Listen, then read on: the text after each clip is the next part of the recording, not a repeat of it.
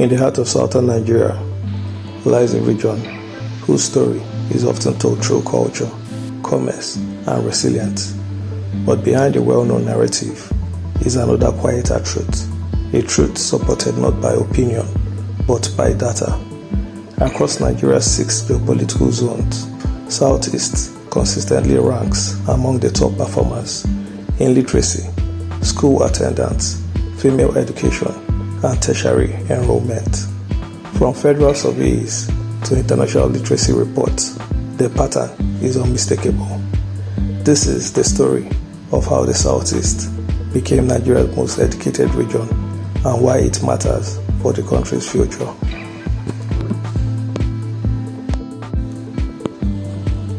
The Southeast region of Nigeria, made up of Abia, Anambra, Ebonyi, Enugu, and Imo, is a landscape shaped by centuries of migration, trade, craftsmanship, and scholarship.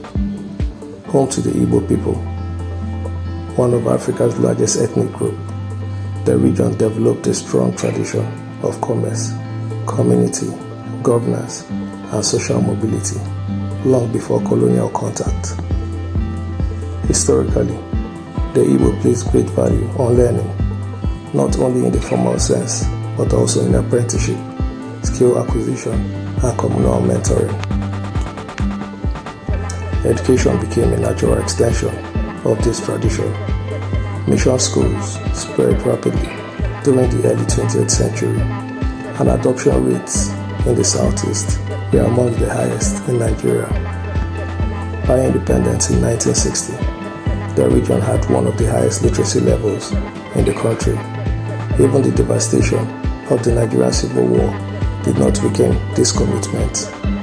From the 1970s onward, the Southeast rebuilt itself through education, investment in schools, missionary institutions, and an expanding network of universities.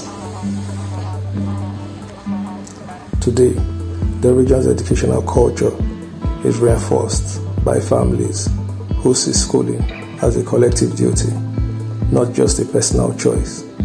It is this long-standing tradition that anchors the Southeast's modern educational success.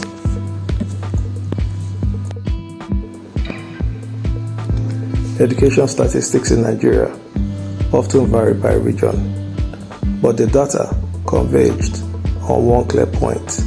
Southeast states, Imo, Abia, Anambra, Enugu, and Ebonyi consistently top national literacy and school charts. State literacy compilation based on UBEC and national survey place Imo at 96%, Abia at 94%, Anambra above 92%. These figures are among the highest nationwide, and this is not one year anomaly. It is a consistent pattern repeated across multiple data dashboards and education reviews.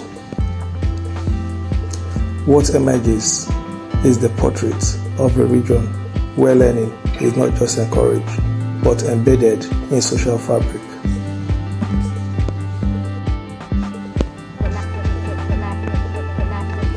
Every 5 years, Nigeria conducts one of its most comprehensive national surveys, the National Demographic and Health Survey, simply known as NDHS. Its 2018 edition produced a striking result. The Southeast and South-South had the highest levels of adults with secondary education and higher. Meanwhile, the Northeast and Northwest recorded the lowest. The NDHS is the gold standard used by researchers, government ministries, and international agencies. Its conclusion is unambiguous. Southern Nigeria leads in education attainment, and the Southeast is at the forefront of this lead.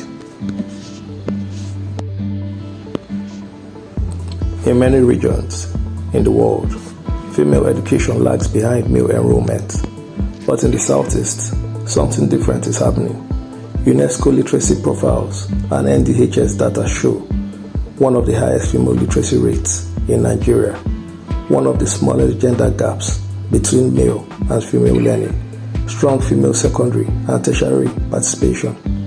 Education is not gendered in the Southeast, it is universal. This balanced participation contributes significantly to the region's overall human development performance.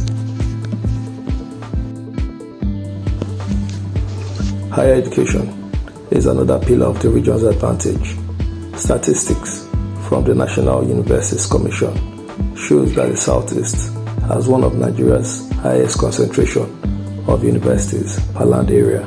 This includes University of Nigeria, Nsukka, Nnamdi Azikiwe University, Awka, Federal University of Technology, Owerri, Enugu State University of Science and Technology, Abiriba State University, Ebonyi State University, and several other universities scattered across the region. These institutions collectively produce tens of thousands of graduates every year in science, medicine, engineering, and humanities. The result is a region with a remarkably high tertiary output relative to population size. Behind the numbers lies an even deeper force, a cultural commitment to education. In Southeastern households, education is not optional, it is expected. Parents invest heavily in learning, communities support schools, private and mission-run institutions thrive. This is a tradition that predates independence, strengthened by trade, migration, and the cultural value placed on knowledge. Education is more than a path to employment in the Southeast. It is a definition of dignity and identity. The ripple effects of education are visible across the region. High literacy fuels entrepreneurship. Strong secondary completion enables mobility. Tertiary education supports the region's expanding tech and service sectors. This is why the Southeast features prominently in Nigeria's small business ecosystem, manufacturing clusters, and innovation networks. Education strengthens stability, and stability invites development. Nigeria is a diverse nation with deep regional differences, and education is one of the clearest divides. Where the Southeast records amongst the highest literacy and attendance rates, many other regions struggle with out-of-school children, gender disparities, and lower tertiary access. This imbalance poses challenges for national growth, but also reveals what consistent educational investment can achieve. The Southeast educational advantage positions it for emerging global industries, technology, medicine, digital services, manufacturing. But this future depends on stable governance, investment in infrastructure, and continued commitment to learning. If the current trajectory remains steady, the region may become one of West Africa's strongest knowledge corridors.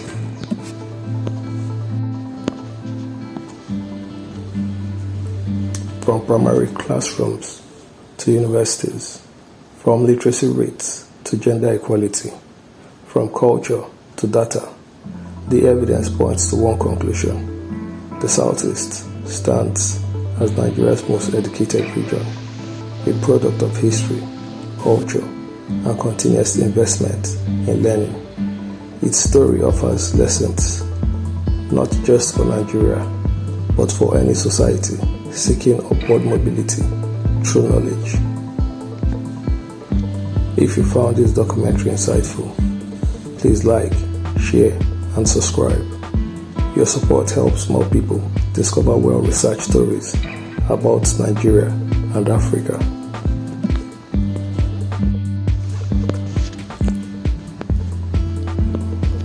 Academic excellence in the Southeast is not limited to classroom statistics. It consistently reflects in competitions Olympiads, and academic challenges within and outside Nigeria.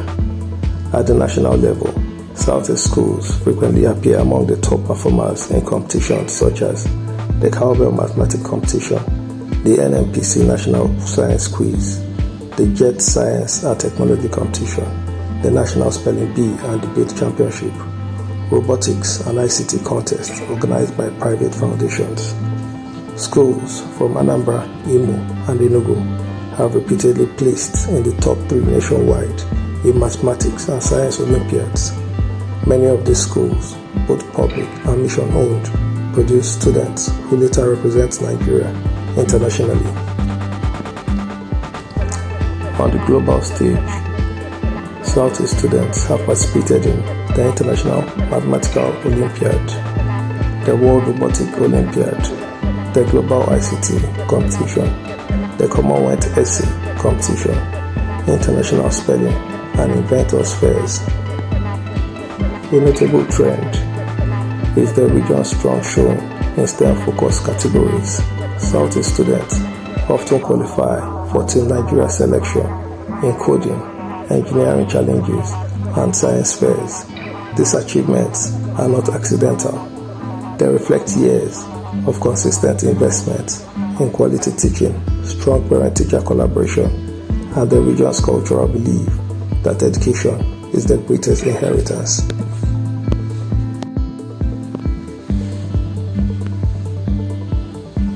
For years, Nigeria's Unity School have used different cut-off marks for admission, with some northern states receiving significantly lower thresholds than states in the southeast. In many admission circles, the southeast recorded some of the highest cut-off scores in the country. This means that the students from Imo or Anambra often needed to score far higher to gain the same spots as the students from certain other regions. Yet, despite starting from a more competitive threshold, students from the southeast not only gain admission, they excel academically once inside the schools. Internal assessments, WAEC performance strengths, and national competitions held within Unity colleges consistently show strong representation from Southeast students.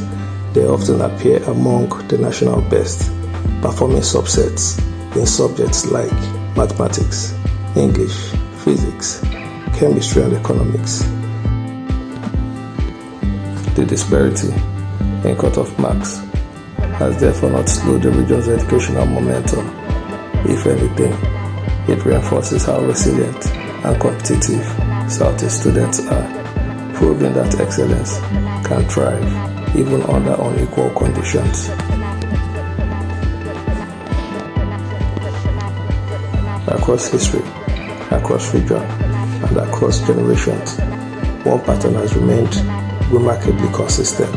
The southeast of Nigeria places education at the heart of progress, from early missionary schools to today's thriving universities, from local competitions to international Olympiads, from home study traditions to community-driven learning.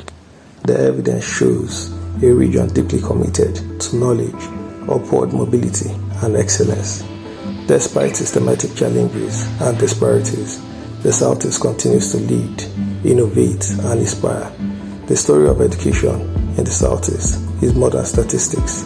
It is a story of a people who understand learning is the most powerful tool for shaping destiny.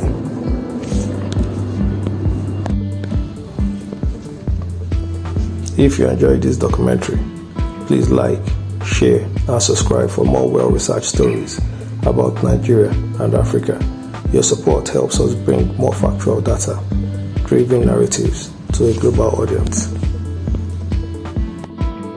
5 secondary school girls from Regina Apache's Secondary School, Onitsha, went to Silicon Valley in San Francisco, United States of America, to represent Nigeria and Africa in the ongoing Technovation World Challenges.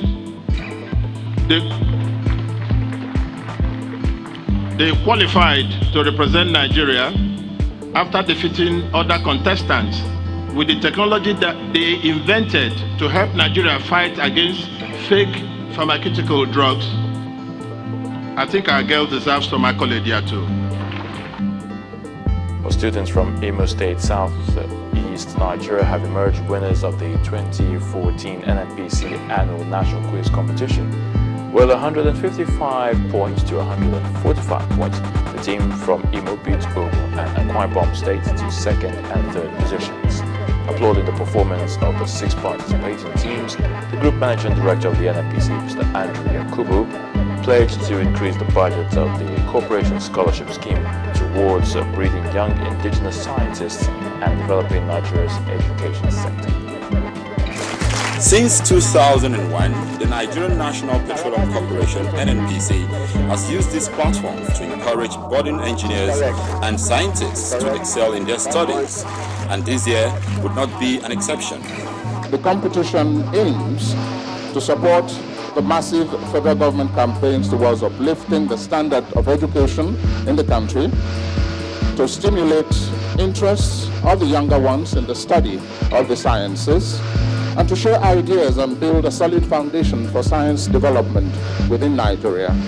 We must therefore strengthen STEM education so as to accelerate the production of a highly qualified and skilled workforce that can leverage domestic and foreign investment in the key sectors of Nigeria's economy. 6 teams from the 6 geopolitical zones, including the FCT, Akwa Ibom, Imo, Ogun, Taraba, and Kaduna states, made it to the finals. Here with the questions.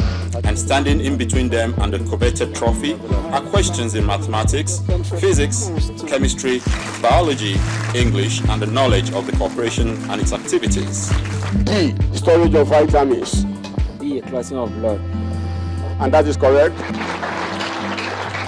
After the first and second rounds, Imo State emerged overall winners, but only a sudden death could separate Ogun in second and Akwa Ibom in third positions. It's such an interesting thing that Imo, each contestant from Imo has an average age of 14. Each of them is 14 years. Among all the contestants. The Group Managing Director of the NNPC is thrilled with the trend in performance and pledges the corporation's commitment. We feel encouraged, and we in NNPC are proud to be associated with this, and we will continue to promote this as we move on. My attention has been drawn to the amount involved in the scholarship package. I have therefore identified the fact that the package is not adequate enough, and I have directed accordingly for an upward review of the package. Now in its 14th year, the NNPC quiz competition has recorded several successes, providing indigenous and talented manpower for the oil and gas sector.